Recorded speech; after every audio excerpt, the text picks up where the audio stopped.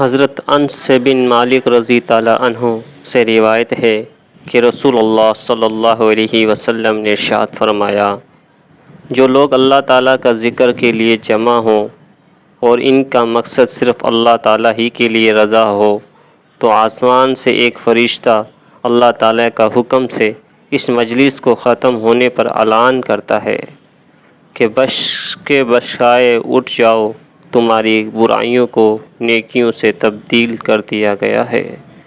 اللہ پاک ہمیں بھی نیک عمل میں شامل ہونے کی توفیق عطا فرمائے، آمین ثم آمین۔ آپ کو ہماری یہ ویڈیو اچھی لگی ہو تو ویڈیو کو لائک کر دیجئے گا، اور چینل پہ نئے ہو تو چینل کو سبسکرائب بھی ضرور کر لیجئے گا،